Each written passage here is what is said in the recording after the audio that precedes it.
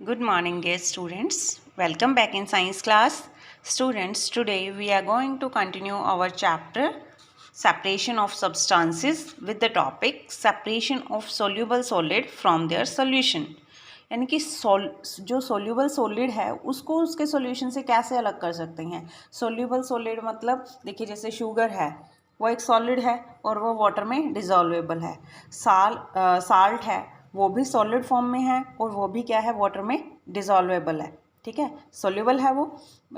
तो हम उन सब्सटेंसेस को अलग करना सीखेंगे फ्रॉम देयर सॉल्यूशन, यानी कौन से मेथड से हम सोल्यूबल सॉलिड को उसके सॉल्यूशन से सेपरेट कर सकते हैं। फॉर एग्जांपल अगर साल्ट है वाटर में मिक्स किया हुआ है, उस सॉल्ट को हम वापस सेपरेट कैसे कर सकते हैं। ठीक है, देखिए फर्स्ट जो है एवेपरेशन फर्स्ट मेथड अपना एवेपरेशन क्या होता है। Evaporation it is the process in which liquid changes to vapour is called evaporation.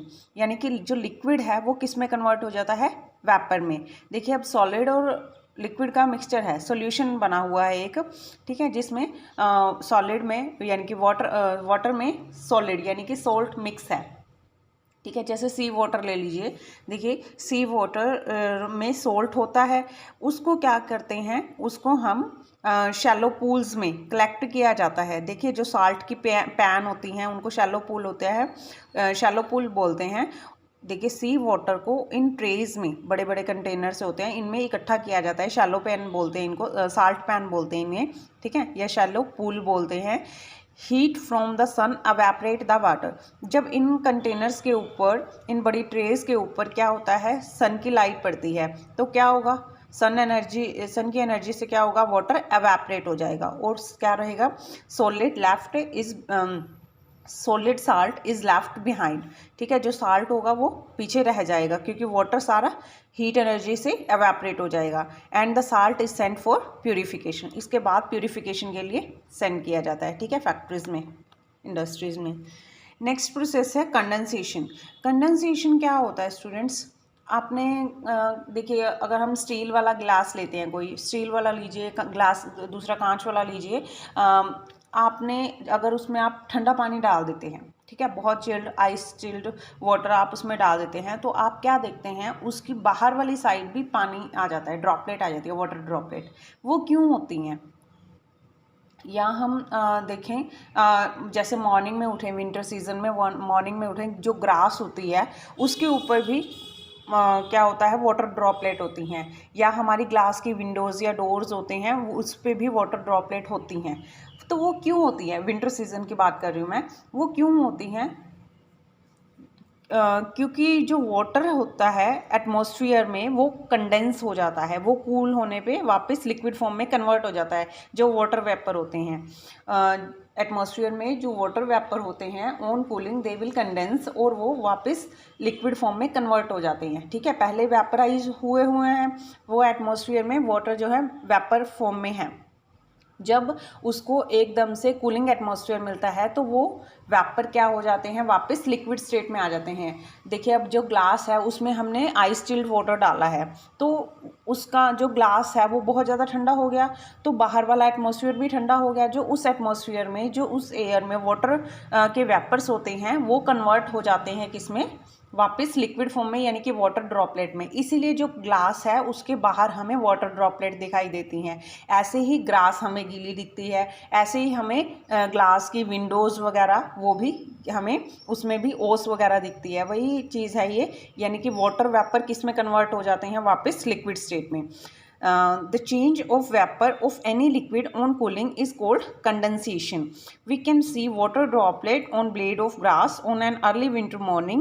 This is water vapor present in the atmosphere which condense on meeting the cold surface of the grass blade. ठीक है, कोई भी cold surface से जब वो उनके touch में आते हैं, उनके इफेक्ट में आते हैं, तो वो कंडेंस हो जाते हैं। कंडेंस मतलब वापस अपने उस स्टेट में कन्वर्ट हो जाते हैं। Next is separation by using more than one method of separation. We have studied some method of separation or substances from their mixture. Often one method is not sufficient to separate different substance present in a mixture. In such a situation we need to use more than one of these method. यानी कि कई बार क्या होता है, mixture में से हमने substances को रिमूव करना होता है, अलग करना होता है, सेपरेट करना होता है, तो एक मेथड सफिशिएंट नहीं रहता, तो बहुत सारे मेथड्स यूज़ होते हैं. तो वो कैसे होते हैं, कैसे कैसे हम उनको एक्सप्लेन कर सकते हैं, अंडरस्टैंड कर सकते हैं. देखिए इस एक्टिविटी में, देखिए एक्टिविटी नंबर 7 में इसमें डिकेंटेशन भी है, फिल्ट्रेशन भी है, अवेपरेशन एंड कंडेंसेशन सारा कुछ है. To separate sand and sugar from a mixture. ठीक है, एक मिक्सचर में से सैंड एंड शुगर मिक्स करनी है. इसके लिए क्या चाहिए आपको, सैंड और शुगर का मिक्सचर चाहिए, वाटर चाहिए, फिल्टर फनल चाहिए. ठीक है, और क्या चाहिए, फिल्टर फनल ये वाले होते हैं, देखिए फिल्टर फनल ये रहा, दिस वन, ये वाले कुप्पी सी बनी होती है जो, और फिल्टर पेपर चाहिए, अवेपरेटिंग डिश चाहिए, अवेपरेटिंग डिश. ठीक है, और क्या चाहिए, ट्राईपोड. ट्राईपोड कौन सा होता है, ये वाला स्टैंड जो है, दैट इज़ ये ट्राईपोड स्टैंड. ये मैं आपको लैब में भी करवा के दिखाऊंगी ये एक्सपेरिमेंट. बुनसन बर्नर ये वाले कैंडल सी जगह होती है, और लैब में हम ये बुनसन बर्नर होते हैं. और गॉज, ये रहा गोज, जाली सी होती है बेटा ये. और ग्लास रोड स्टीर करते हैं हम, जिससे ग्लास रोड, ठीक है, फॉर स्टीरिंग के लिए. सबसे पहले हम क्या करते हैं, सैंड और वाटर को बीकर में डालते हैं और उसमें वाटर डालते हैं, यानी कि एक सॉल्यूशन बन गया सैंड, वाटर और शुगर का. ठीक है, कुछ टाइम के लिए उसको वैसे ही रख दीजिए ताकि क्या हो, सैंड नीचे सेटल डाउन हो जाए और शुगर डिज़ोल्व हो जाए वाटर में. The mixture is poured through a filter paper cone placed in a beaker. Sand collect on the paper, it is then dried to obtain sand. देखिए क्या करते हैं, यहाँ पे हमने फ़िल्टर पेपर लगा रखा है.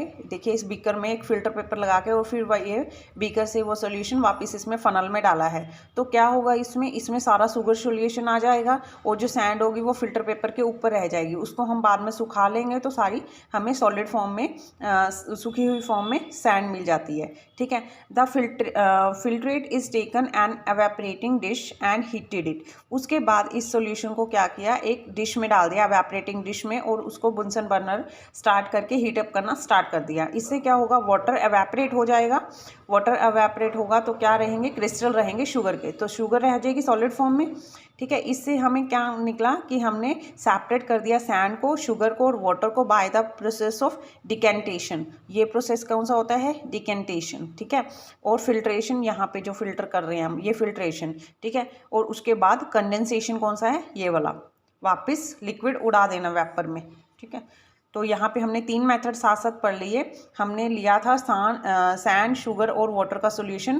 पहले हमने सैंड को अलग किया फिल्ट्रेशन से, उसके बाद हमने शुगर और वाटर से वाटर को एवेपरेट किया बाय एवेपरेशन, और उसके बाद जो रह गया हमारे पास वो ये कंडेंसेशन. ये प्रोसेस जो वाटर जो उड़ाया था हमने वो कंडेंसेशन में आ जाता है.